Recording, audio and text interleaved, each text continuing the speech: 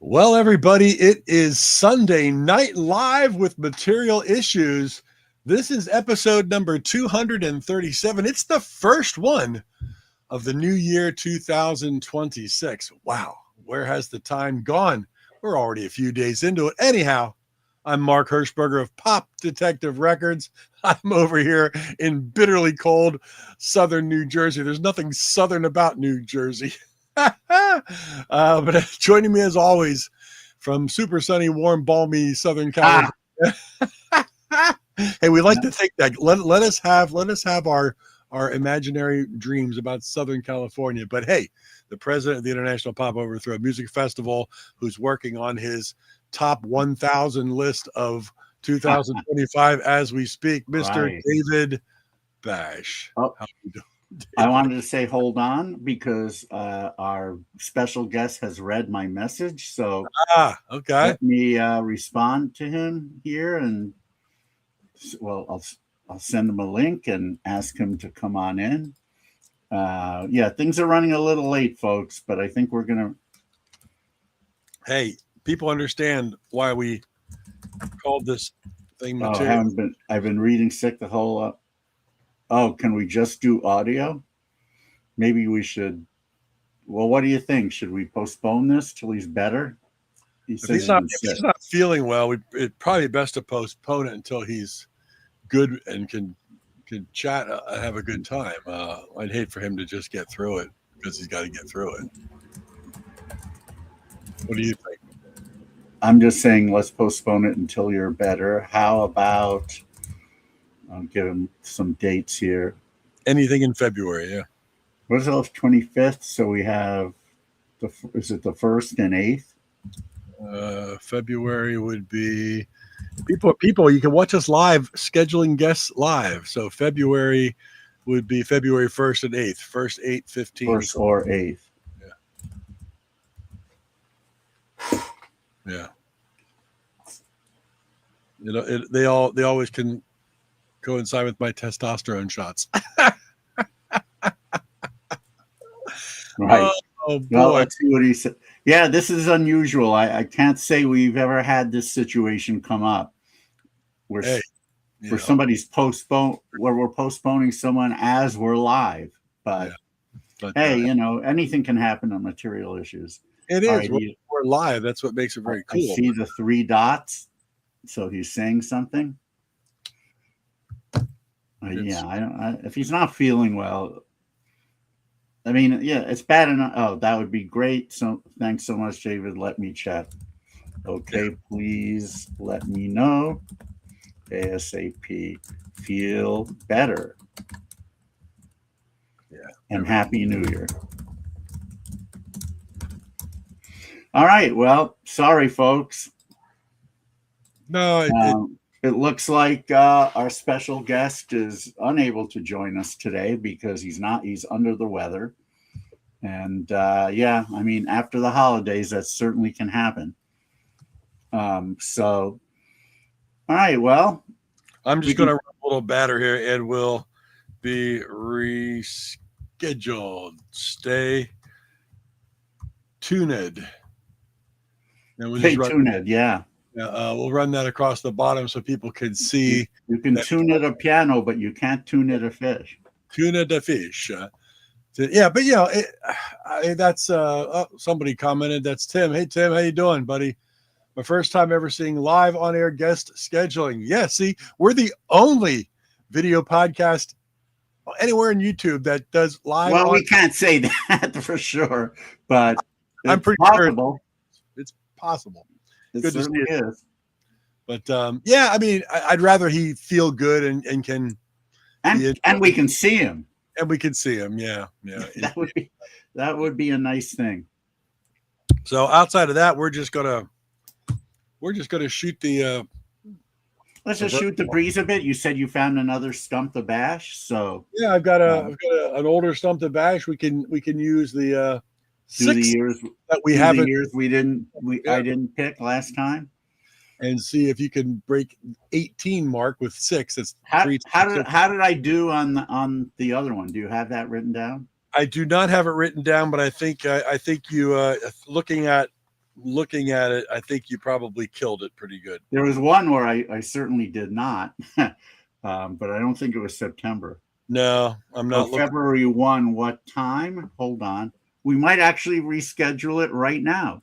Oh, look at that. This is how it's done on Material Issues. This is how we schedule our artists. Time as today. Ronnie's got this great new album, too. PM Eastern.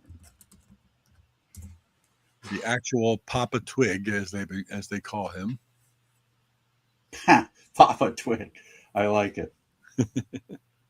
So is that something he's actually been called, or did you just make? Yeah, no, I saw it somewhere online that he was called. Hey, if Nesmith can be Papa Nez, although he's not. His offspring, while he was in the Monkees, hadn't really done much yet. Some of them weren't even born yet. I saw somebody. It was an interesting post today. Somebody post like the imaginary halftime guest for the Super Bowl. And that's right, Tim, behind the scenes at Material Issues. And they said, wouldn't the NFL actually have a brain if they would do one final big, like Paul McCartney and Ringo Starr together on stage for 12 minutes? And that would probably have ratings like you wouldn't believe. Yeah. Wait, say that again. I was talking to Ronnie. Yeah, if somebody put an imaginary post out there for the Super Bowl halftime performance, and if the NFL had a brain, they would have Paul McCartney and Ringo Starr on the stage together for 12 minutes for like the final. That would be amazing. They'd probably break every record of views. You know, that would be something. But no, that's just imaginary. So don't get your hopes up, everybody. It's not going to happen. Oh, what's going on, honey? You coming in? Oh, is it the cat? No, I just closed the window so that I don't Oh. disturb you. No. Yeah, that would be very cool. That did happen at that Grammys pre-show in LA in 2014 that I attended. Yeah. Paul and Ringo were on stage together, and I was so glad to be able to see. Oh, we weren't sitting that close, so it was an indoor venue, and it only held probably a few hundred. But Alan Petchy of Spider Pop Records had been given a whole bunch of passes to get in, and or no, maybe he purchased them. I don't remember, but he invited me, and he said, "Do you know anyone else who might want to go?" I said, and this is before they knew John Borak really well. So I said, well, my friend John Borak might want to come. And of course he leaped at that chance, or is it leapt at that chance. So he got to see it too. Anyway, we have now officially confirmed Ronnie D'Addario for February 1st. February 1st. Monday, February 1st. Ronnie D'Addario. So those of you who are tuning in, hoping to see Papa Twig today, you will not, but you will see him on Sunday, February 1st. All right, I'm going to put now update. Now rescheduled for Sunday, February 1st at 8 p.m. EST. All right. So we do apologize for this, but it couldn't be helped. People do get ill sometimes, and we wish him a very speedy recovery. It's nothing serious. He's just not feeling up to mainly to being on camera. But I have a feeling even if we had him off camera, he probably wouldn't be able to be completely with it. So no reason to force it today. Just we'll get him back when he's feeling better. Yeah, it's I think it's better that way. There we go. There's the update. Update now rescheduled for Sunday, February 1st. Well, here's a question for you though. If for some magical reason the NFL next year Super Bowl would have McCartney and Starr, and they get 12 minutes to do their Super Bowl show, which is pretty much 3 songs. What 3 songs would you like to see the two of them do together? That's a great question. I'm trying to remember what they did at the Tim, what 3 songs would you want to see? I mean, I'm trying to remember what they did at the 2014. I wouldn't want any of like the Ringo songs. I wouldn't want Well, Boys or I Octopus. think they did do Boys at that. I wouldn't want that. I would. I mean, I would want. I Well, don't I mean, if Ringo's gonna be up there, though, you got to give him one.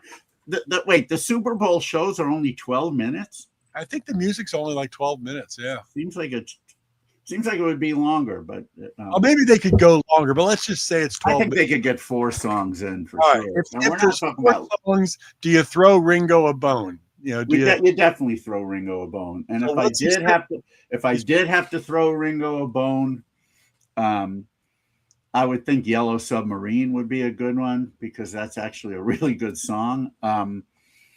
yeah, but he's going to end up doing Honey Don't. You know, he's going to end up doing. But Boys would be fine. I don't have a problem with Boys. All right, so we got Boys, but so of the entire Beatles canon, and let's not even think about McCartney solo or Wings or whatnot, because everybody in the planet would want to see Ringo and Paul doing Beatles. Well, I think they'd want to see him rock out. So yeah, I would, something like, like, what would be great? I'm Down. I would love to see McCartney rock out on that.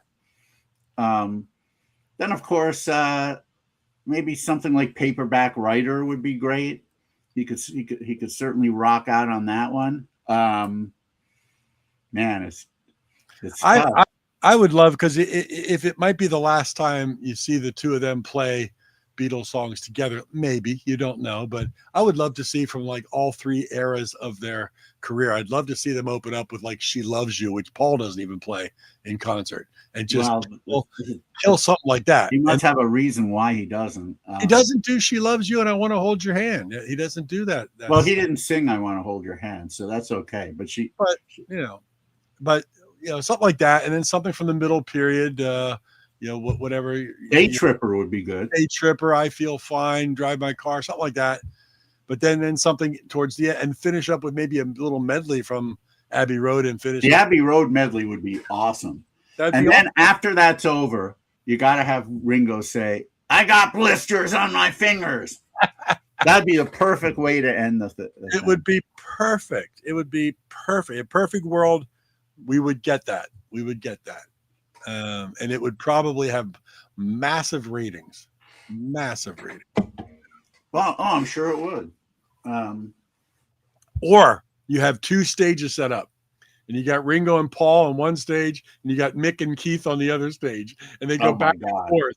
They go back and forth, and they play 3 songs each, and they go back and forth. And that would. I would probably have to go to that. Do anything you could. I can't even imagine what the tickets would cost. Oh, even if it was nosebleed, just to be there. And it would be on the big screen, so you'd be able to see it. Yeah. But just to be able to be there for that, maybe pay a couple $1,000 for a nosebleed seat, and just take it all in. That would be one of those. If the four of them were on, then yeah. Paul and Ringo, like I said, I've seen them. I wish I could remember all of the songs they did. Boys seems for some reason that ring. Maybe John Borak remembers what they did, but that was very cool. The whole show is really cool too. It was a bunch of people paying tribute to the Beatles. And most of them did a really good job on whatever songs they chose.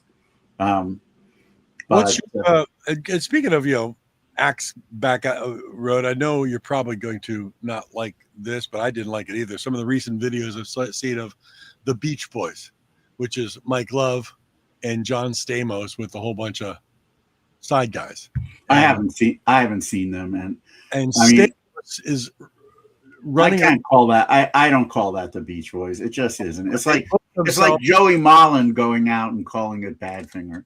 But they booked themselves as the Beach Boys. Oh, I know. Well, legally they have a right to, but that doesn't mean I have to recognize it as things like half the lyric and then points the microphone at the crowd so they can finish everything else that he can't sing. And then John Stamos running around with a guitar, faking like he can play and just making sure he's the center of attention. which just bothers the crap out of me. But oh, here we go. I think Sergeant Pepper with little help, we can work it out, and Ringo doing John's part. Nothing wrong with. I mean, you really can't go too wrong with any choices. But yeah. I thought that's interesting. Yeah.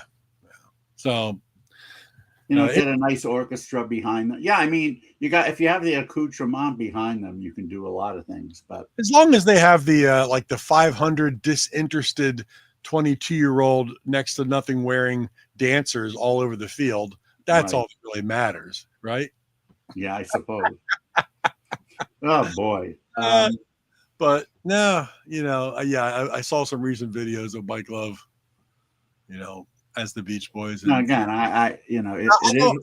it is what it is, but I will not recognize that as the Beach Boys. I know I've never really been a fan of John Stamos, but God, don't get me started. Here's the thing about him. I have a feeling in real life he's a good guy. Yes.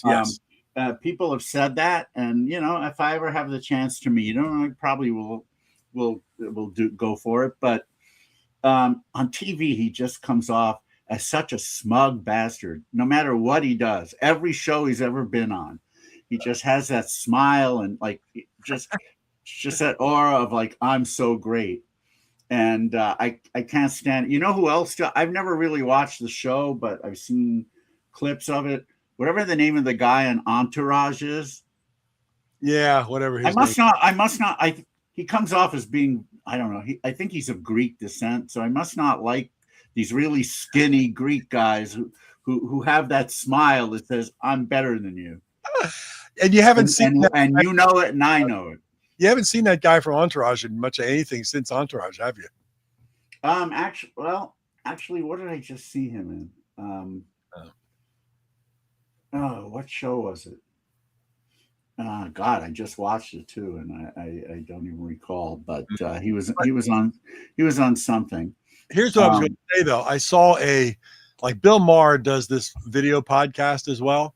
Now Bill Maher comes off as a very smug guy himself, and then he had John Stamos on as his guest, and really? Stamos always. But I'll tell you what, I really enjoyed the back and forth interview because evidently the two of them got into a fight many years ago. As they're fight? Well, close to it. They both are saying they don't really remember it, but they didn't like each other, and they're both trying to get into this hot nightclub, and one of them got in front of the other, and their words flew, and they pushed whatever. But they both, I guess, I've always not really liked each other, but they did this interview and they liked each other. And Stamos actually came across, a little bit smug, but pretty darn knowledgeable on music and all things Beach Boys and his love and passion of music. So I kind of started liking him a little bit. Right. Like I said, I have a feeling that if I met him, he'd just be a really good guy, and that wouldn't be arrogant in the least, and probably would be engaging. And But you're right. It's just that really good-looking, dark-haired, big smile, fantastic, insanely skinny. Like how the fuck? And he's in his age, especially. He's in his 60s, and he can still pull 18-year-olds, and we can't. And well, speak for yourself. I'll speak for myself. I can't. You can. I remember what I just saw that the Entourage actor in. It was I don't remember the name of the movie, but Reno was watching it. It stars Meryl Streep, Anne Hathaway, Emily Blunt, and among other people, and that guy. Okay. It's about Anne Hathaway being an assistant to Meryl Streep for a fashion magazine, and the entourage guy plays her boyfriend, and he's not even playing a smug character at all. He seems like a pretty decent guy, but just that face, I just want to slap it so bad. Adrian Grenier. Oh. That's his name. Is he of Greek descent? And again, if anyone Greek is watching, I mean nothing. I mean nothing by this at all. I'm just curious. No, he's got to be. I don't. Hold on a second. Is he? Is he? I mean, that's a French. That name sounds like it's a French descent. It does sound. Well, it doesn't really say. American actor, producer, director, musician, Oh, environment. are you on Wikipedia? Usually they tell you.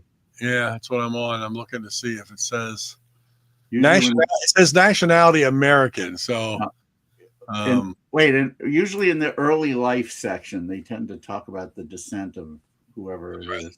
let's see if it. Let me go here. We got to figure this out. Entourage is a great show. Oh, really? You liked it? Early life. He was born in Santa Fe, New Mexico, the son of Caressa Grenier and John Dunbar. Oh, that doesn't sound Greek, but it could have been. DNA test showed he has approximately 8% Native American, and the rest is Mexican, Spanish, South American. So, yeah, I'm wrong, but he has that same John Stamos aura about him. I know you can see where I'm coming from, right? Oh, absolutely, he does. The dark hair, those. Here you go. The dark hair, those eyes. Skinny. Well, in this picture, you can't see those lips. Yeah. You know, I can't possibly do it because my lips aren't shaped that way. I can't wait till we do. Lips drive me nuts. I want to grab them and twist them. I'm going to do a short of just this segment right here where you're pursing your lips. Oh, please don't. We'll get 2,000 likes on that one. You're right. Speaking of shows, by the way, I just binge watched Shrinking. Oh yeah, I remember that.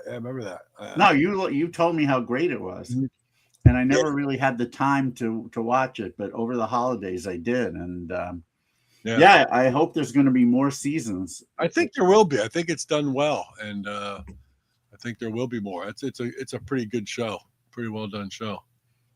The cliffhanger at the end of season 1 was like, wow. If you remember, let me try to think. Well, how could you remind me? It's about his patient doing something to her.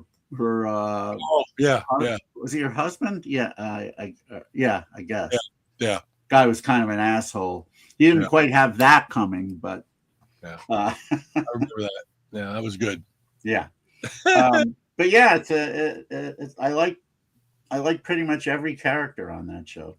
Yeah, I think it's well cast, and they all do a nice job. I mean, especially Harrison Ford. I love him.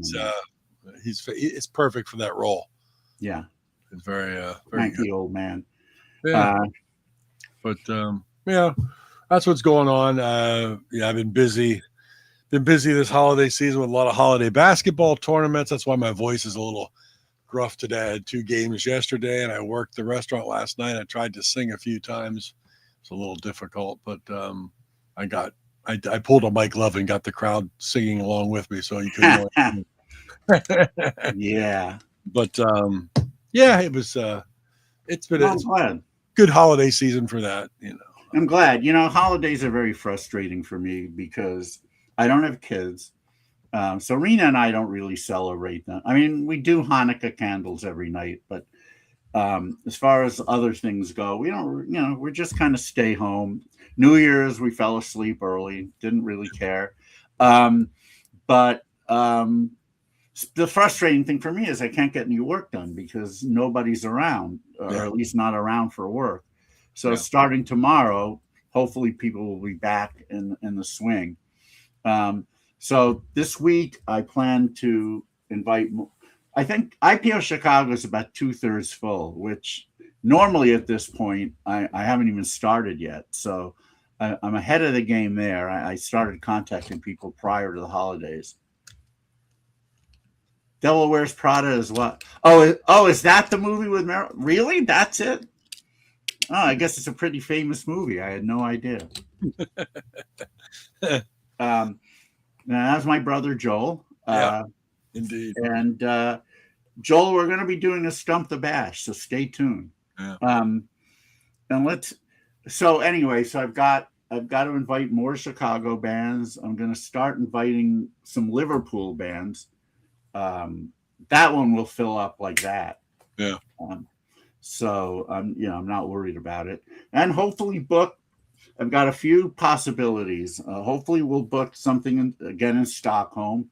But whether we do or don't, I'd also like to try. I like to try Amsterdam. Oslo is a possibility. We got some actually Hope from Cocktail Slippers gave me a few options there. Let's see where else. Glasgow is a possibility. Oh. Mark O'Connor from oh God, why am I blanking on their name? Because I'm old and I can't think of anything. Fast Camels gave me a couple of options there. So who knows? I think ultimately we'll get there, but it's a little nerve-wracking until we do. Plus, this week I have to put my 2025s in order. Here, I'll just show you these. These aren't necessarily in my top 20. Let me go back. I have to do my top 150 of 2025 in order. Right. And these aren't necessarily at the top, but these are some that I have to listen to. Eat the Sunshine, Drink the Starshine. I should say re-listen to, by Kirk Adams and Ed Waltill. The Airport 77s, Don't Let Go. Always good. Tristan Armstrong, The Lonely Avenue. These are just ones I don't remember that well. The Brigadier, Sailing the Seven Neuroses. I love that title. Who's this? Oh, Burgess Meredith, Person Hat. Yeah, they're a great band. We've had them at IPO. Captain Storm, Unplug and Play, band from France. The Crystal Teardrop is Forming. I have a feeling this one will do well. Dennis Davison from the Jigsaw Scene, Sirens and Hellbenders. Nice. Now here I have to find out if Big Stir. I know I played a track from this last week. I have to find out if Big Stir considers this a 2026. They might. The Gold Needles Mood Elevator. Half Penguins, which is half of the band Peter and the Penguins. Men's least favorite album, Gone Soft. You know what? But bumped. He's here. Ivy, Traces of You. That's the '90s band that has done a bit of a comeback. Who's in Ivy? Does it list the players? Yeah, I'm trying to remember their name. I don't know if it lists it. I'm trying to remember their names. Let me. Looks like. Dominique Durand is the main woman. Andy Chase says Adam Schlesinger. Is this a reissue of some kind, or maybe it just hadn't been? I thought this was a new album, but maybe it's a reissue. Because obviously Adam Schlesinger passed a few years ago. Andy Chase, I think I'm going to have to. I might be speaking out of turn here, but I think the drummer in my first band that went on to be the music supervisor there in Hollywood, I think he worked quite a lot with Andy Chase on stuff too. So that's why I was wondering if I was trying to remember who was in Ivy. It says here this album is dedicated to our beloved Adam Schlesinger. So I guess it is new. I thought it was. The Jacks in Box. It's a cool album cover. Yeah. Jetstream Pony, Bowerbirds and Blue Things. I'm trying to even remember how. Oh, it's on Spin Out Nuggets, so I probably bought it. Just in Time by Tino Kahilian. Kalinin. Yeah, Kalinin. That's probably right. Dominic Lavoie, Round Trip. Librarians with Hickeys, How to Make Friends by Telephone. That's an album I remember really liking, but I don't know how much. Arcana by Circe Link and Christian Nesmith, who were who were part of Christian's dad Mike's backing band for a while. Let's see what else we got. You got a lot of listening to do, yeah. This is most of it. Louis Philippe and the Night Mail, The Road to the Sea. He was really popular in France in the late 90s, I believe, but now he's making a comeback. The Milk, Borderlands, a really cool soul pop album by a band from the UK. Michael Robert Murphy, Chaos Magic. They too spell magic like the Len Price 3. Night Flight Orchestra, Give Us the Moon. This one has the potential actually to do really, really well, but I just don't remember how well. So I don't have it listed among my top albums yet, but I have a feeling it will. Nine Violets, Envy. This has a good shot as well. Oberon Rose, The Sun Stood Still. The Oh Yeahs, Painted Leaves.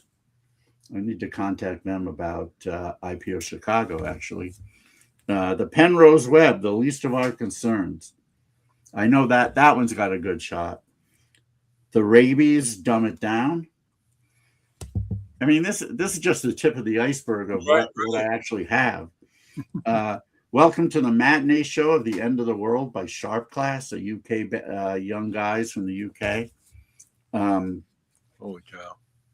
Small Yards, looks like self-titled. The Spindles, Wavelength. And ladies and gentlemen, these are all 2025 releases that David has to revisit. These are ones I have to revisit. And the reason some of them aren't open is because I've listened to the files, so I haven't needed to open them yet. Fermata by Neil Sturgeon and the Infomaniacs. Getting Warmer by Matt Tiku and our good friend Fernando Perdomo. Who's probably in like half of these CDs, yeah. Yep. TV Pins, Air Cutter. Band I'm really hoping will play IPO Liverpool. I have a feeling they will. They had a track on last year's IPO CD, even though they didn't play, called Bye Bye Reseda. Eric Van Disseldonk, Halftime on Cool Cat. And also in Cool Cat, Benny J. Ward, Super. Nice. Benny J. from, again, I'm trying to remember the young Australian band that both of us really like, but I can't right now. God, being 67 sucks. I have just so much in my head that I can't pull out as easily as I used to. No. Well, there are a lot of things I can't pull out as easily as I used to. But Yep. So that's what I have. That among just putting these things in order, and this doesn't even count the reissues. But the reissues I don't have to re-listen to because I already know that stuff. So I just have to figure out where they go. So likely I'll have it ready early next week. Because we're 3 episodes from now on the 25th, we're doing your top 25 countdown. So that's what we're gearing up towards as far as Material Issues is concerned. But David puts together his massive list of 150 2025 releases and reissues, compilations, box sets. He goes to every kind of category and gives you top 10s, top 20s, whatever. Yeah, other than my belly, it's the only massive thing on me. But, and that's only because I've been eating too much the last month. So another thing that's happening starting tomorrow is back on my diet. Top 10 potato chip list. He's going to add that to his list. His top 10. I could. Well, right? I already know number one are those President's Choice ketchup potato chips. Nothing's beating that, but there are a lot of good ones. But yeah, most of the top 10 would be ketchup chips. Yeah, nice. I have to say. I just got a package in the mail from my brother yesterday for Christmas. He sent me this really cool. It's a sculpture. It looks like like steampunk, that sculpture, like piping and things. It's almost looks like the robot from the brand new Lost in Space series. Haven't seen it. a light bulb coming out of the face, but then it's holding a guitar, which is very cool. So I thank my brother for that. He goes, "You're so hard to buy for." I said, "Well, I don't want anybody to buy me anything. Look behind me. I've got too much crap." So, just a nice card saying, nice to have you in my life. That's all I need from anybody. But he got me that. It's really nice. And then Bob Reed and his wife Gina. Bob's part of the Klaatu. Oh yeah. Conocente up in Toronto area, and he's on the radio with his show and things. But they sent me a package. They always send me a package every year because they adopted my first foster dog, Missy/Bliss. And as thank you, they send a big care package for my dogs every year. Well, they sent it like 3.5 weeks ago. Hopefully it would be here before Christmas. It never did show up. So New Year's Eve, it showed up. And I didn't get to open it up till like 1:30 in the morning when I got home from work. But it made my dog's night. There were so many toys, so many treats. They were jumping all over the kitchen. Oh, that's wonderful. 30 in the morning, New Year's Eve. So I thank Bob and Gina for that. That's and really of course, great. the 8,000 cookies that I've received from all my neighbors in about an 8-block radius. I had to start giving a lot of them away because I just couldn't. There's no way I can 8,000 cookies, But it's the thought is wonderful. Sorry, I couldn't help you. It's really, it's really nice though. I appreciate it. And I make my mom's snack mix every year in tribute to my mom, and I give it to all, my neighbors and friends with doggies and things. And I probably made 40 canisters of that to pass out. Wow. Yeah, that's always fun to do. Send it to my brother because my brother counts on that as remembering mom. Every time you get a handful of that snack mix, it takes you right back to mom's kitchen in the holidays. So that's what the holidays are about for me. It's just, as is mostly in life, it's just the moments that you create and enjoy and remember. And absolutely.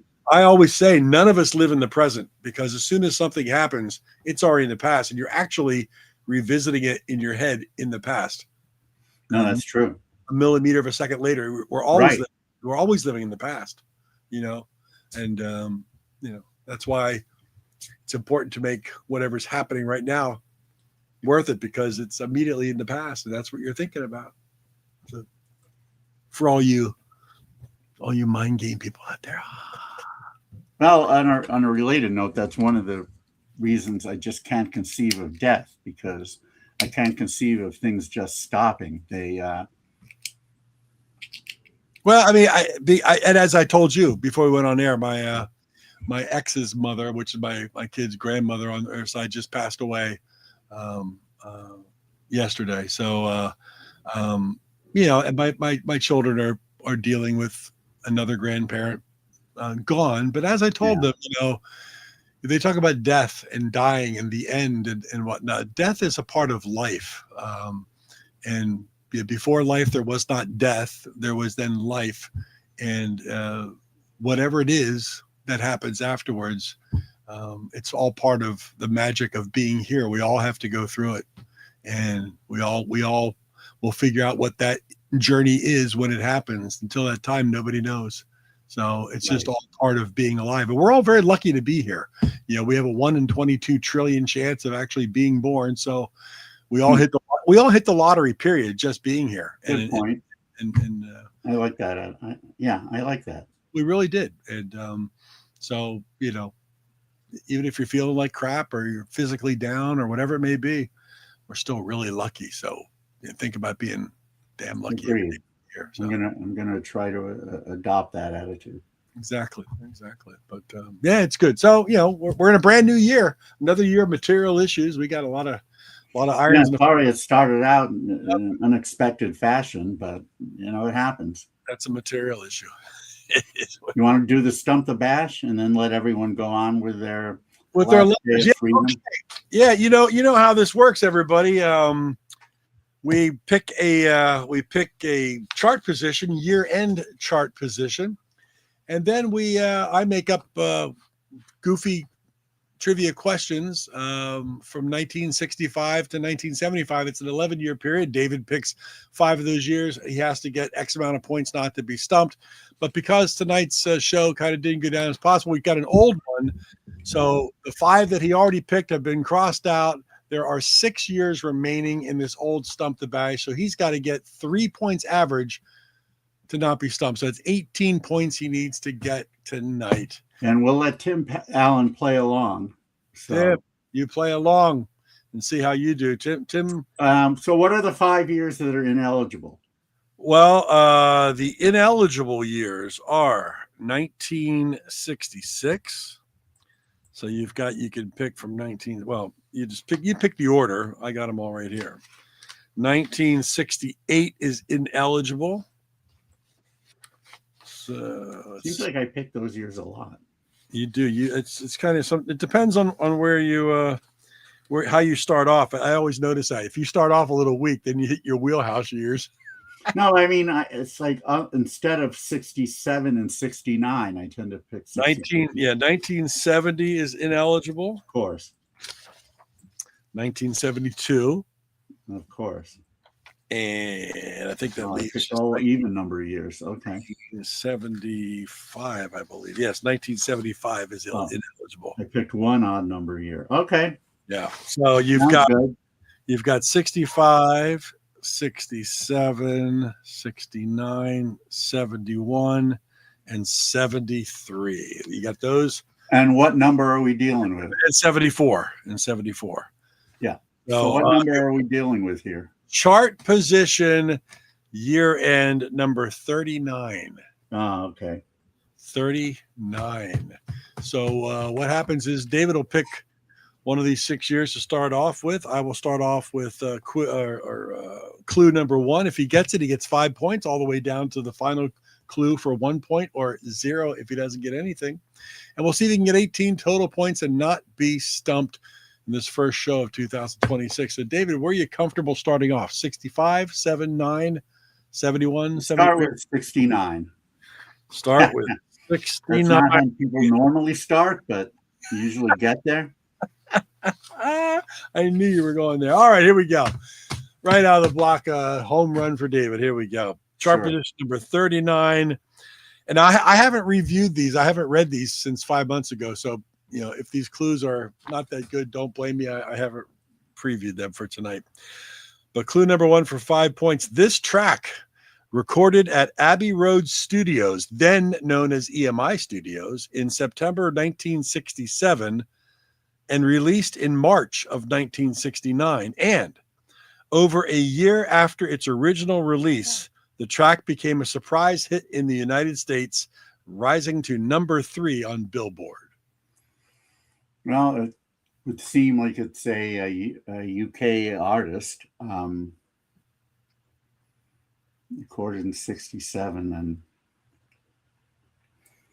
at Abbey Road Studios. All right. Well, other than the Beatles, I'm not that well versed on that. Like a lot of people I know just about everything recorded there. God. It recorded in 67, but released in 69. That should be well, I think I know it. There's a really big clue right there which should give it to you. Yeah. No, the only clue is recorded in 67, released in 69 as a single, and it probably was a surprise hit everywhere. But Time of the Season by the Zombies. There you go, 5 points right out of the bat. Because that clue followed up over a year after its original release. Well, I didn't even need that. You said recorded in 67, released in 69, so it kind of had to be. 5 points. Oh boy, you're only 13 points away from not being stumped already. That's that's a tough one, but somehow a third pulled it out of there. Yeah. 5 points for Tim. Look out! It's a 5-5. Nice one, Tim. You know what I should, if we really want Tim to play this, what I should do is text you my answer. Yes, you could do that. And Tim, and if it's right, you don't say anything. You just give me the points, and then Tim There you can just go. play until he can give an answer. There you go, Tim. You got that? David's going to text me. And And now I'm a lot less proud now. I'm not just kidding.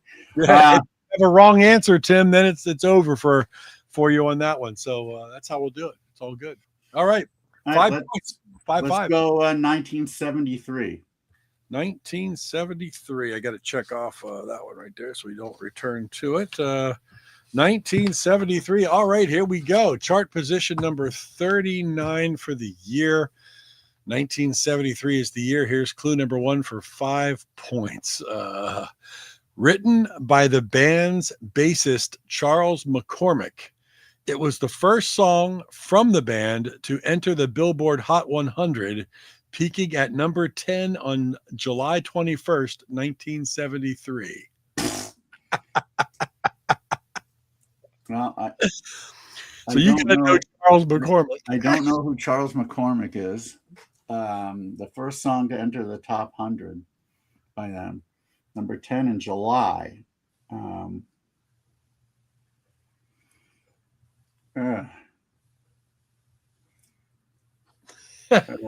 God. Tim said that way's fine. I'm not that important. No, you're very important, Tim. So you want me to just give the answer? All right. Well, I don't know that I can on this one. Charles McCormick. Maureen's brother? I believe it is Maureen's brother. Yeah, yes. I'm sure it is. He was on the Brody Bunch. Oh, gosh. Trying to think of what would have been top 10 in 73 and in July, but nothing's coming to me right now. So we'll just have to go for the next clue. It's not going to get much better here. I'm reading the clue. This is a funny clue. Here we go. Clue number 2 for 4 points, 1973. This band formed in 1962 in Kansas City, Whoa. Missouri. 62? They formed in 1962 in Kansas City, Missouri. The group was a high school doo-wop group called the Sinceres. In 1967, the band was backed by and toured with a large Kansas City horn band known as the Smokin' Emeralds and performed its version of a Motown-style review, which drew large crowds. Yikes. What a clue. 62. That should actually be a decent clue because it should lead me to people who are a little older. Okay, reading the next clue, I'm seeing what words in this clue would give you a little idea. But read the question again. This band formed in 1962 in Kansas City, Missouri. The group was a high school doo-wop group called the Sinceres. In 1967, the band was backed and toured with a large Kansas City horn band known as the Smokin' Emeralds and performed its version of a Motown-style review, which drew large crowds. Who the hell was from Kansas City?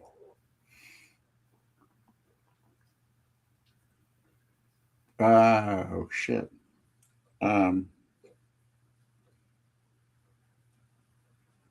No, it's not. No, those are both from the wrong year. Fuck. Okay, I think I might know it. Wow.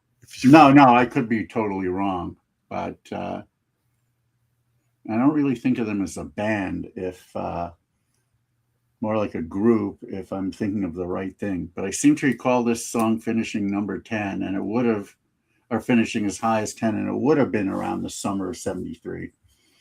And the Motown style review.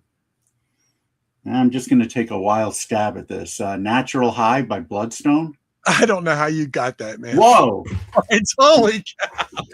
Because I knew it was number 10. Holy cow. I was like, there's just no way after these 2 clues you're getting this. Holy cow. Good one. Yeah, if you hadn't told me the number 10, I don't think I would have gotten it. And again, when you said band in the first clue, of course, I was thinking of white guys, because you don't usually think I mean, there are some, like the Isley Brothers. That's what she said. Huh? Not lately. You think of somebody like the Isley Brothers, for example. Yep. I think of them as a band because you've got, is it Ernie Isley, who's got those great guitar licks? Right. Yeah. Songs like That Lady, for example. And they, that song was big in 73, but later than July. So I knew it wouldn't have been that. Well, the next clue, probably, if you would have got the next clue, it was this. Well, Tim, let's see if you would have gotten it. We'll of course trust you. The next clue, it says this group was instrumental in the black rock and funk movement of the 1970s. It even had a hand in the brown-eyed soul movement with some Latin music tinged hits. Well, that wouldn't have. I don't really know much by Bloodstone except Natural High. So and that's not Latin tinged at all. So, but they had others. That wouldn't have helped me. Yeah.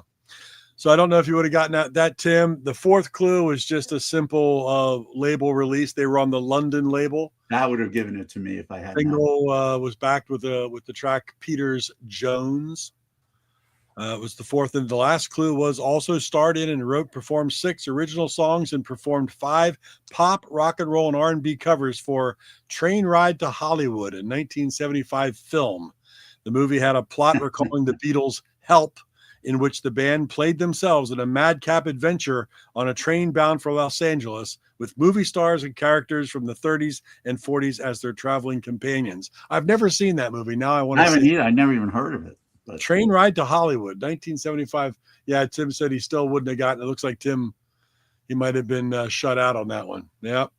Well, it happens to you, Tim, when you have the savant, Mr. Savant Bash here with that's 2 clues. 2 clues, 4 points. I mean, I wouldn't have gotten it after. So I've got 9 so far. All right. You're at 9. You're at 9 out of your required 18. So you're halfway there. 4 more years to go. In that case, I'll go for the tough one, 1965. Oh, going all the way. I can even get a couple points on that. I can all the way back to the 70s again. 65 is always tough. Well, since I'm doing well, I like to be fair. I don't want to just pick years that I'm going to be good at. So, but this one might not be too bad. Here we go. 1965, chart position number 39. Clue number 1, 5 points. A song written by Lynn Easton, Don Harris, and Dewey Terry. The single originally only credited Easton as the writer, but Harris and Terry were later added when it was determined the song was a rewrite of the Olympic song Big Boy Pete. Well, I've never heard of any of the 3 that you mentioned. Or Big Boy Pete. And I don't know Big Boy Pete. So I'm not even going to try to think of this because there's nothing I could even grab out of nowhere. So I'll say let's go to clue number 2. All right. No 5-pointer there. Number 2 is not going to help you that much better. This track was released in December of 1964 on the Wand label. WAND. That could help. Wand. It's not label.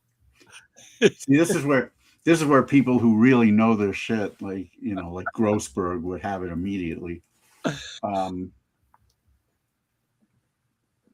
know the label. I can even see it, but I don't recall what was on it. So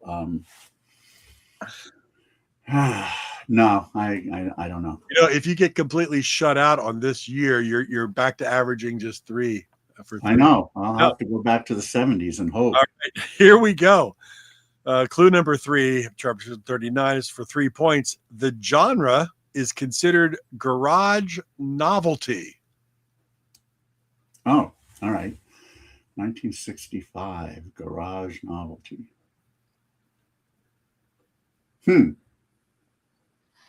On the Wand label. I know. I'm trying to think. Just look at the next. If we get to the last clue, it's great. Sorry. Well, we might. Garage novelty. 65. Yeah, that year is just so early.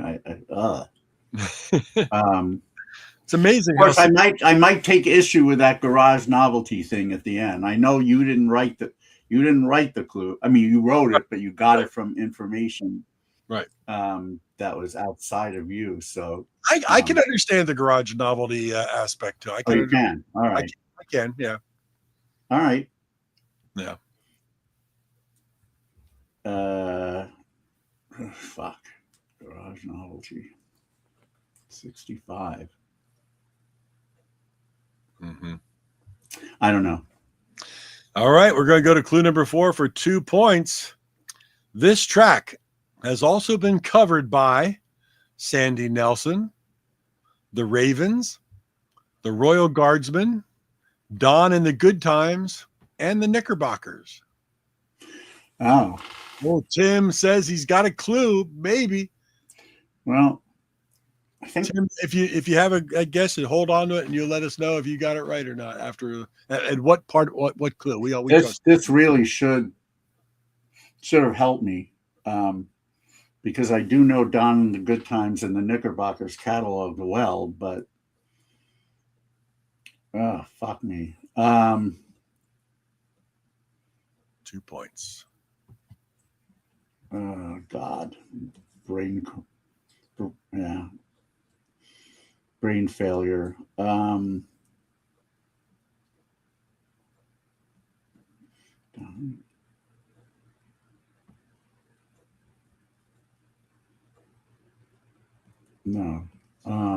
Smoke coming out of his ears. It's not them.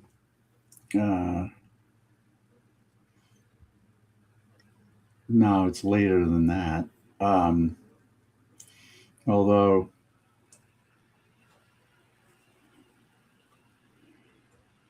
oh shit. Is it the other? I don't think it was that big though. I think I might know the band, but what's their other hit?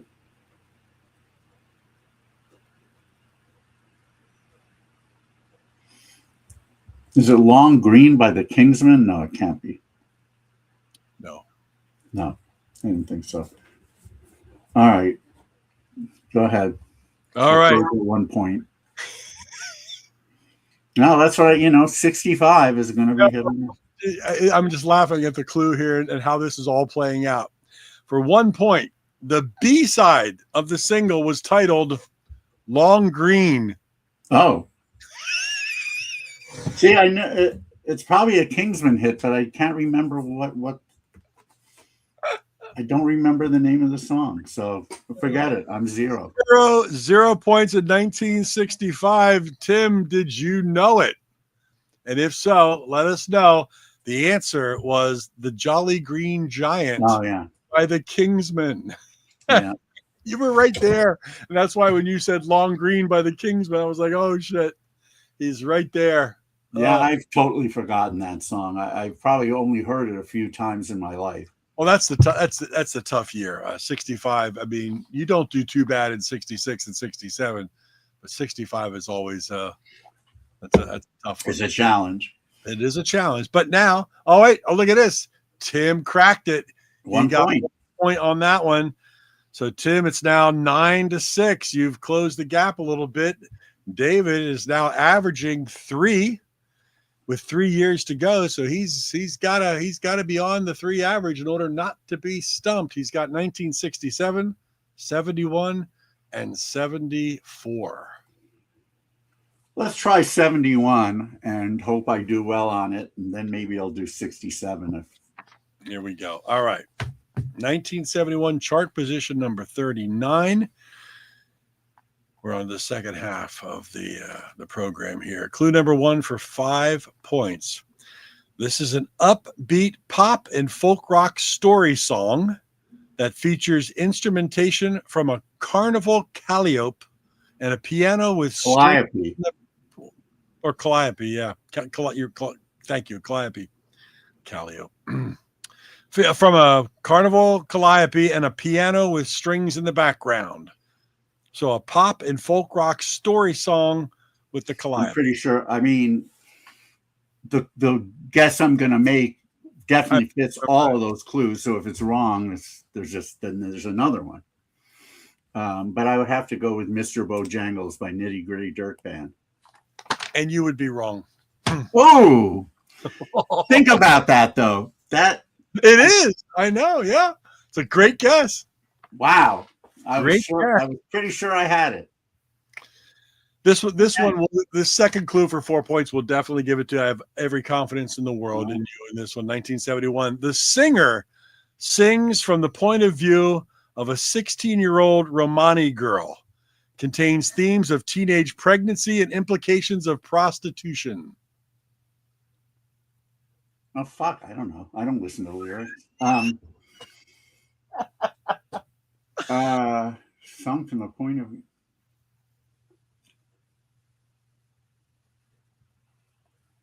Pregnancy. Themes of teenage pregnancy and implications of prostitution. Let me think about the lyrics of.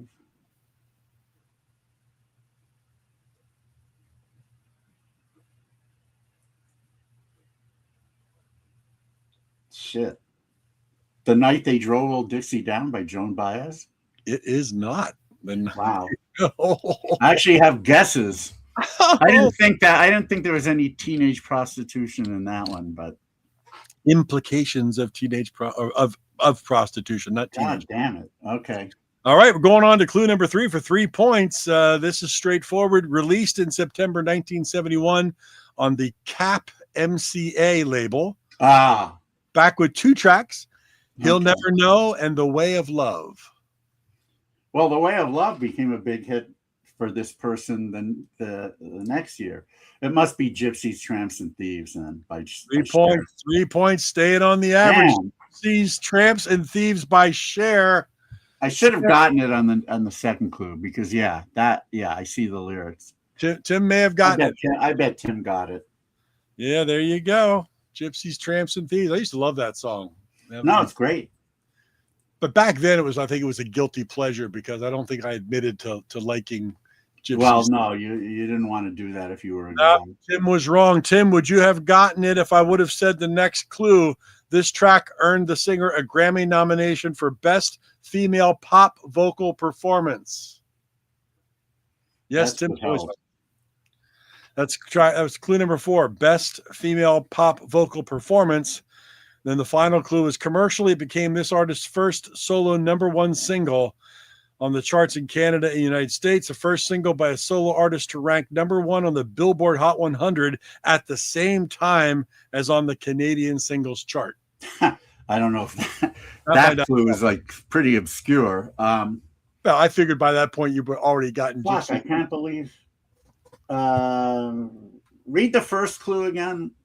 I mean the 5-pointer. An upbeat pop and folk rock story song that features instrumentation from a carnival calliope and a piano with strings in the background. That sure sounds. Well, the only thing about Mr. Bojangles that really doesn't fit is the upbeat thing. That sounds kind of mid-tempo, but Gypsies, Tramps, and Thieves is more upbeat. So. Gypsies, Tramps, and all right. And later, okay. I got 3, which means I need 3 more. So, Tim says he would have stuck with his original guess, so he was probably shut out on that one. It's all right. What was your original guess? Just curious. Curious what your original guess would have been, Tim. So we got 2 more years to go. 67 and 74. Wow. We are on average. We are at 12 points. We need 3 and 3. I don't think I have the guts to go for 67 when I need 3 points. I mean, I could certainly get it, but that would, if you go for 64 and you get 3 points, it sure will make 67 interesting, right? I don't. Well, what in what way? I don't get it because I won't. If you get 3 points at 74, oh, he was going with Vicki Lawrence's "The Night the Lights Went Out in Georgia." No, that's the wrong year. I don't mean to. Yeah, it's the wrong year by 2 years, actually. So what I was going to say, if you get 3 points on 74, then you have to get 3 points on 67. 74 is my last one, isn't it? No, 74 and 67. We got 6. So I can't now. Am I guessing 6 and getting 18? Going for 18? 18 Oh, points. I didn't know that. I thought I was just doing 5. Nope, you're doing all 6. We're getting rid of the final. All right. Well, in that case, if we're doing them all, let's do 67 now and see what I'm going to need from. See what you're going to need. Okay. What do I have? 12. You have 12 right now. So I have to get at least a point on this, or I'm stumped. Yes. All right. You got this. I got every confidence in you. I don't know. 1967 chart position number 39. Forgive me again the pronunciations, but here we go. Written by Gary Beesbeer and Jim Holvey. Wait, what's the first name? Spell that. Beisbier. It looks like Beesbeer. Could be Beesbeer, yeah. And Jim Holvey. These help. writers were members of the Chicago-based R&B group The Mob, and were responsible for many of this group's successful songs. They're a part of the group The Mod, but Mob. Oh, The Mob. Chicago Mob. But obviously they wrote this song for another group. It says they were writers. They were members of the Chicago-based R&B group The Mob, and were responsible for many of this group's successful songs. So they wrote a lot of songs for this group, including this hit, but they weren't part of this. Well, I have a feeling. I'm thinking about the Chicago connection, and there is one band who they might have written songs for. I don't really remember who the songwriters are. Now the question is, if I'm right about the group, which is the hit? Since I don't know the charts that well, in 67,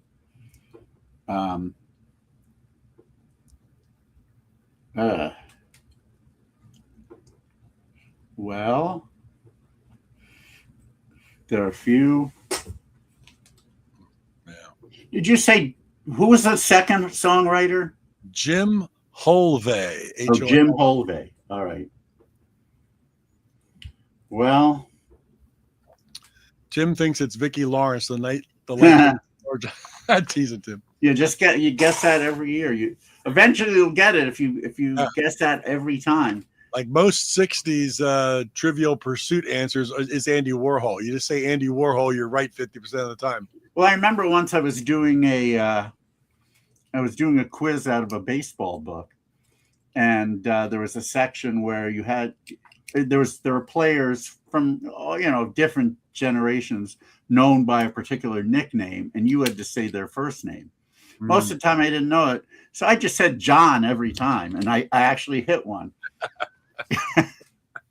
Yeah. I mean, I think I also figure if you know nothing about baseball and you're doing a baseball quiz, just say Babe Ruth every time, and you're probably going to get.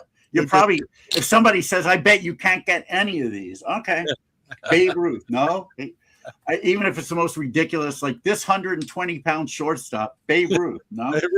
And eventually you'll probably get one. When Babe was 8 years old, he was 120-pound shortstop. Right. Yes. Yeah. Okay. I actually have to answer this question. Well, yes. I might know the band. I might not. I'm trying to remember if they wrote their own hits, but I don't. I'm just trying to remember what year some of these were. Well, let's try Don't You Care by the Buckinghams. No. 5 points. Ooh. Wow. Oh my God. Thank God you said Chicago. Yeah, well, Chicago, it comes up in most of the clues for this song, but yes. Because group. Yep. I figured which group from that time in Chicago would have had songs written by R&B people, and right, yeah. The Buckinghams would be the most. See, the question was what song was it? Was it? I didn't think it was "Mercy Me" or whatever that song's called, because I figured that was written by some older soul people. And Susan, I believe, was 68 because it's got some psychedelic stuff going on. Right. And So I actually, figured Don't You Care was the only, because Kind of a Drag was 66, I'm pretty sure. So I didn't think it was that. speaking of psychedelic, the last clue on here was this track didn't sound like the psychedelic rock and sunshine pop on the charts at the time, which may have helped it cut through the clutter on the airwaves. It spent 14 weeks on the charts, peaking at number 6 on Billboard.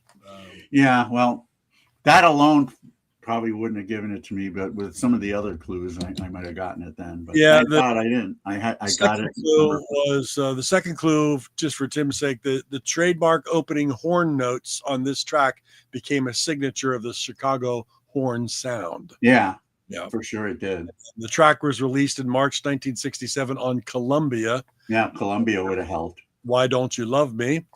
And then finally, fourth one was while the airwaves were brimming with this group's latest tunes, TV audiences saw them perform on The Ed Sullivan Show, The Smothers Brothers Comedy Show, The Jerry Lewis Show, The Joey Bishop Show, and American Bandstand. I think that would have given it away. I mean, with all those clues, I probably would have gotten it later. But thankfully, I got it now. So now I just need 1 point for 1974. Yes, you're sitting at 17 points. And as long as I don't have some brain cramp or like with break up to make up, maybe I will. I guarantee you're not. I don't. I've gotten 0 in I know, 70 years I know. before. But this one's in your wheelhouse. Here we go. 1974 chart position number 39. Song written and composed by one of the 2 members of this group and John Bettis. It was a Billboard Hot 100 number 1 hit for this duo for 2 consecutive weeks in 1973. It also became their second number 1 and 10th top 10 single on Billboard. Wait a minute, you said number 1 in 73? This is 74. It was number 1 for the duo for 2 consecutive weeks, late 1973. Oh, but it carried over into 74. It also became their second number 1 and 10th top 10 single for Billboard. So it was number 39 for 1974, but it was also peaked. Even though it was peaked at number 1, and wow. All right, well, you know what? That's how those. If it's near the end of the year. Yep. They oftentimes stop counting its chart rankings in early December. So a lot of those weeks transferred over to 74. Now I got to think of songs that were. I have one in mind, but it's not a duo. And this is a duo who said this is their 10th top 10. 10th top 10 single on their second number 1. Yep. And even if you miss the first 4 questions, the last clue gives it to you automatically because I figured you'd get it by this time. I think I know it, but I don't think of them as a duo if I'm right, because they don't have a like somebody and somebody. They have a group name if I'm right, but I know this song split between 73 and 74. So is it Top of the World by the Carpenters? It's not even close. 5 points, Top of the World by the Carpenters. I thought you said I wasn't even close. No. Like it was some blistering rocker or something. No. I'm saying Stumping the Bass is not even close tonight. You end up with 22 points of the requisite 18. 22 out of yeah. 22 out of 30. Yeah, 22. Okay, not bad. 19, and that's with a 0 in there. Yes, that's 1960. Holly Green Giant. I'm not ashamed of myself for not getting that, because I think, like I said, I think I've heard that maybe once or twice in my life. It would probably take me a while to even recognize it if I heard it somewhere. Ho ho. So yeah, I mean, I only think of the vegetables. Ho ho ho, green. Right? No, I mean I know they had a hit with it, but thank you, Tim. I know they had a hit with it, but I have a feeling if Joel is watching, he might have gotten Top of the World. I'll tell you, Top of the World. The duo thing can throw you because, again, I know it's Karen and Richard, but because they have a group Yeah. name. You It's don't. not It's not like Loggins and Messina. Yeah, you I know? was thinking, even if I thought of them, I knew they didn't have top 10s. Yeah. Sonny and Cher probably didn't either. So Yeah. Good job though. 22 out of 30. Not stumped. Three perfect fives out of the 6 question. That's not bad. 3 5s, 4 and a 3. Yeah. 3 5 or 3 0. And the 0. Yeah, I've had zeros. I've had zeros in years where I were in numbers where I wasn't stumped. And I forget what was the one where I forget what it was. I have to go back and look at it, but you were stumped pretty badly where you had the 8. I want to do the other years in that one, but that's when I got 8 points. Yes, it wasn't that long ago either. So if you can find that one, I definitely want to do. I want to do that. I want to do that year and redeem myself. It probably. I don't think it had anything to do. I mean, I think it was a higher number, so that probably made it tougher. No, Joe's listening. Yeah, he got 4 points for Gypsies, Tramps, and Thieves. Wow, he did better than me on that one. Yeah, nice. Didn't he? Yeah, didn't I get? Is that one that I got 3? You had 3 points on that one. Yeah. Good for you, Joel. Yeah, because I had different songs. But Joel's a lyrics guy, so I'm sure immediately he hooked into that. Yeah, nice. Well, that was fun. It was good. It was good. But right, if you were tuning in looking for Ronnie D'Addario, he wasn't feeling that well tonight, and he thought about trying to do the show just via audio. But we'd rather have him feeling well and come on with video and have a good time. So we rescheduled it to February 1st. But before that, we've got 3 more weeks here to talk upcoming guests. So what do we got going on here? Next week is the 11th. Yeah, let me find the album actually. Just shut up and don't be so damn condescending. Jeez. It's right at the end of the second row. Yes, this is a fun band from Atlanta. Yeah, it's him. Yeah, Joel, my brother Joel used to be pretty bad at ears, but he's been listening to some of the online stations that give you the ears, or maybe watching them on TV where they show you clues and things. So he's gotten much better at ears. Anyway, fun band from Atlanta who played IPO there, but prior to that, came up to Chicago, played IPO, and just wowed everybody with their stage banter, their very cheeky lyrics, their very quirky songs. Definitely one of the more memorable IPO Chicago bands, especially one that wasn't from the city. They're called the Shut Ups, and they have a brand new album called Proverbs, and this is a two CD set. So it's got about 30 something like 30 songs actually. So you can imagine a lot of them are fairly short, but to the point, very quirky, very funny lyrics, really good stuff. I don't know where it's going to end up on my list, but it should do pretty well. Anyway, I know we're going to have the main man of the band, Don Condescending, as one of the members joining us, but there are going to be at least a few more. So we'll see what happens, but we're going to have members of the Shut Ups on the 11th, a week from today.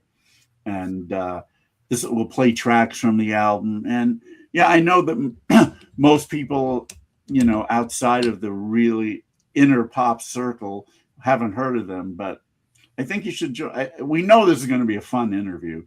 And listen to the tracks that I play. That'll be fun as well. What do we got on the 18th, sir? 18th, we've got people that don't live too far away from me here. And the story I tell, they used to be really close to me. And I had to go all the way to the Cavern Club in Liverpool to actually meet Steve. Isn't that weird when that happens? But the Butler brothers, Brian and Steve Butler, right there's the latest album we're going to be talking about. It's called 87.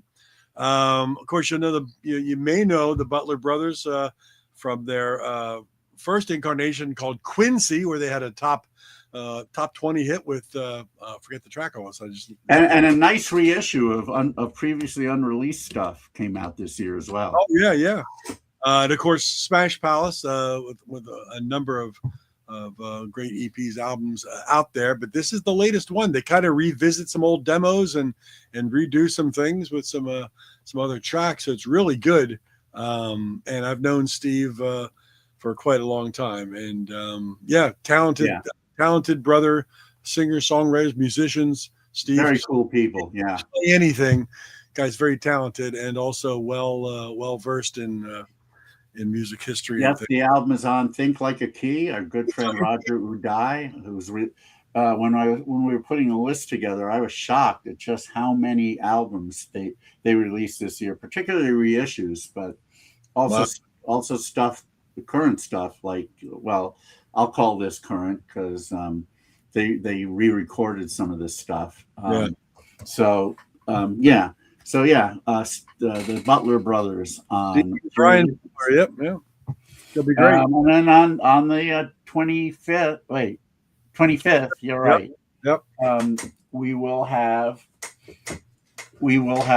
me playing tracks from my top 25 of 2025. Top 25 albums by current acts, not reissues. We'll see. I don't even know it's number one yet. I'm kind of debating between 2 or 3 right now, and I'm leaning towards one. So by then we'll know anyway, or by a week from tomorrow we'll certainly know. So what's cool is we're going to count down these tracks. We're going to play. We're going to play tracks. You're going to hear music from the top 25. So it's going to turn you on to stuff that you're going to order via Bandcamp or Amazon or whatever it may be, and support. Yeah, all of this stuff is gettable. Gettable. Sometimes you have to work a little harder. One of the things I'm finding now that's very frustrating on Bandcamp is that a lot of the bands from outside the U.S. aren't shipping to the U.S. So in that case, you got to find their albums elsewhere. And there's this one band that Rena found in doing some IPO Liverpool candidate searches, a band from Ireland called the Finches with a Y. And they're just an independent band, and you could get their album through Bandcamp, but they don't send to the US, and I can't find it anywhere else.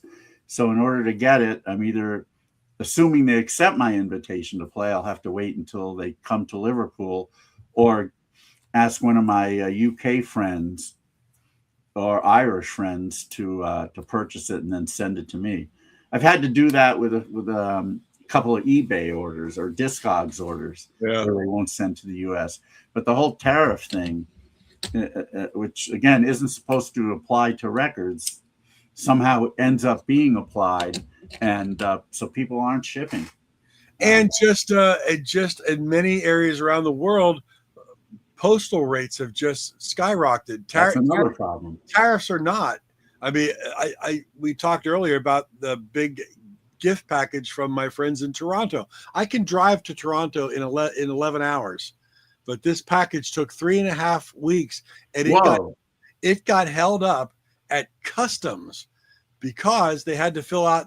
Now, when they send anything to the U.S., they have to fill out such a detailed form with everything in the package and where that product originated from. So if there was a couple like treats and things that were Canadian only, and they had to go through all that and look at the ingredients and all. It's just it's crazy, ridiculous, yeah. And it's just dog treats. And now laced with cocaine.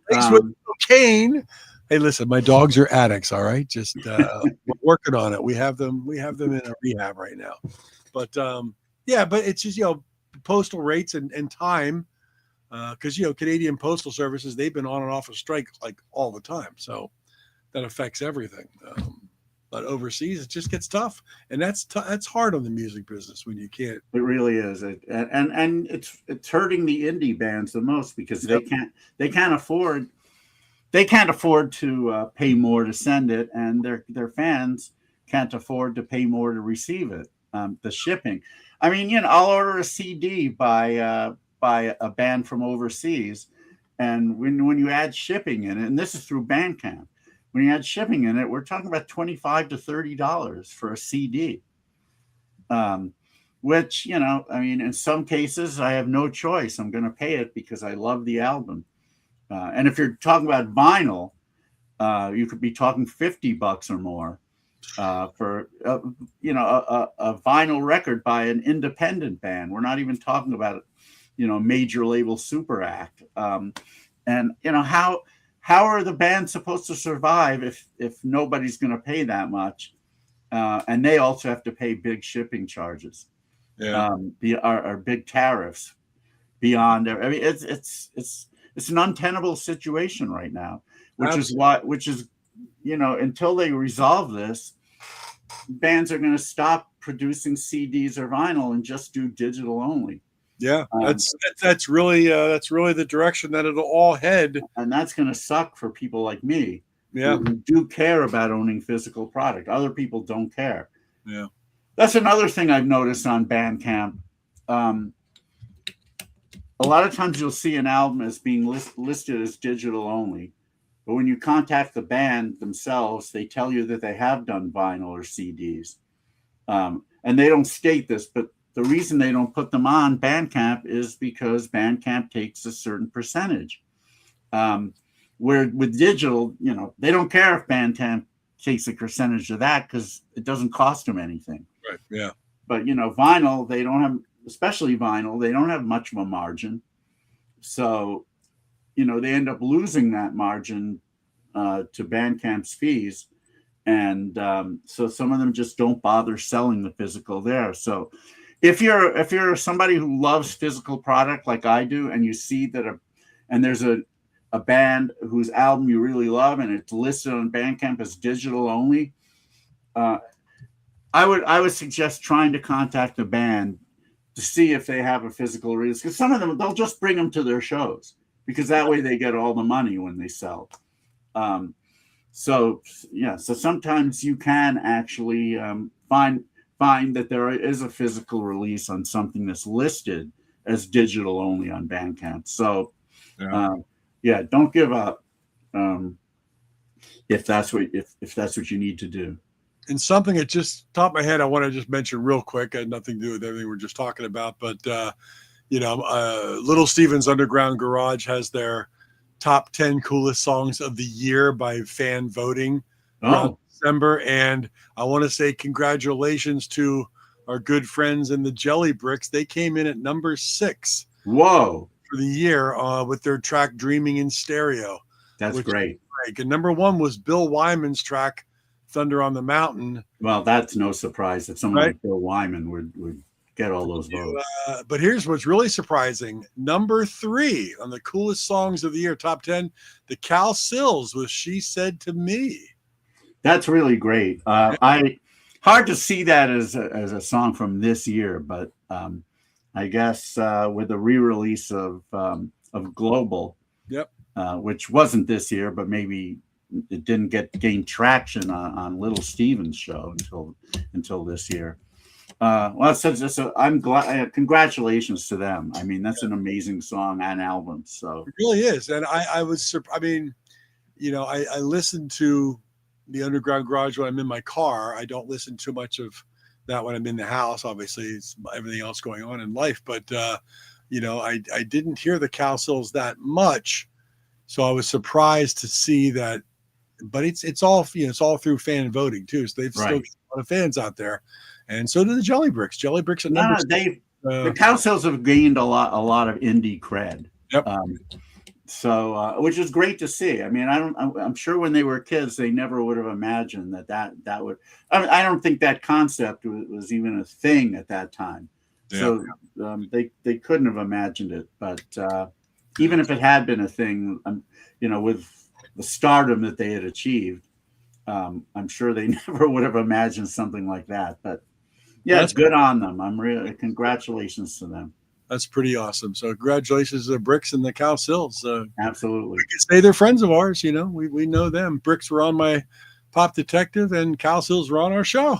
Castles are on our show, and the Jelly Bricks have played IPO over the years several times. Indeed. Really, really good guys. We may have to get the Bricks on the show. We should have the Bricks on the show and Why talk not? number 6. Yeah, it's we've had some other wicked cool and gem records acts on the show. Why not the Jelly Bricks? That would be fun. If you want to, I know them, you know them, but if you thought of it, if you want to contact them, please do. We'll contact them. And Larry, if you watch this, I know he watches the archives of things. We'll be talking to you soon, Larry. But congratulations. Yeah, it'd be great to have him on. Yeah, indeed. But yeah, hey, listen, for not having having our show kind of go a little bit south tonight, we were on here for an hour and a half. Well, we can talk forever, so that's not a problem. But everybody, we thank you for joining us on this first show of 2026. We've been going. When did we start this? 2021 in May. Yeah, in May it'll be 5 years, and we're at episode 237. Wow. I talk to people all the time about. People ask me about how do you do this? How do I do this? How can I start? And when did you start? How did you start? I said, well, we started off to say maybe we'll do a couple episodes, and here we are. What we should do for the fifth year anniversary. You too, Tim. Thanks, Tim. Happy New Year. I remember in 1975, July of 75, American Top 40 played their first ever show as for the 5-year anniversary. Okay. I may have mentioned this last week, but I went over to my neighbor's house. My friend's brother, who was older than me, had a really good setup, and I was able to record the entire thing from off of his stereo. And I'll never forget that first show. I learned about a lot of songs that didn't reach that high on Billboard, like Go Back by Krabby Appleton. I couldn't believe it the first time I heard that. I just fell in love immediately. Yeah. But it was through that show. Maybe we should do that for our 5th anniversary, play our first ever episode. Yeah, we could do that. I don't even remember. I have no idea what we said, what we thought. I think it'd be a revelation for us. And, I did look at it. I saw it a few weeks ago because I was just doing some stuff on Streamyard. And yeah, the look is different. We're just hemming. It's just, yeah, it's funny. It's different. We really should. I mean, I'm up for that if you are. Because yeah. Why not? That'd be fun. Let's keep that. We'll keep that in mind. We'll do that. And I'll have to go back and look at what the date of the first show was. And it's not going to be exact. The American Top 40 wasn't either, but I remember listening to it was Casey's first show, and you could tell he was a little bit nervous. He was talking faster than he normally would, and a lot of times nervous people will do that. Just to, they're trying to get it over with because they're feeling the anxiety. But as the show went on, he slowed down a bit. He started to get into the rhythm of it a little bit more. Man, you look at that. You look at the 40 songs from, I guess it was July 11th Billboard magazine chart, and it's just so incredible. That show was just great. I mean, you really learned a lot too. I mean, the trivia that he would give you, very enlightening in certain cases. And that voice too, that very American Top 40. No, that voice is, people have tried to copy it. But it's a very difficult impression. And of course, we know his sped up voice was Shaggy on Scooby-Doo. Yes, it was. Oh, good call. That's funny. Yeah. But yeah, we got some great shows coming up in the next 4 weeks, and of course, we didn't say at the very end, February 1st will be the rescheduled run to Dario. I'm sure he'll be feeling better by then. So we've got the next 4 weeks booked, and we always have irons in the fire and ideas and things like we just talked about. Maybe the jelly bricks. I may get the bricks on here. That's a good idea. And I have another one of somebody who I mentioned who has a new album who would be an amazing guest if we can get them. And we talked before the show went on.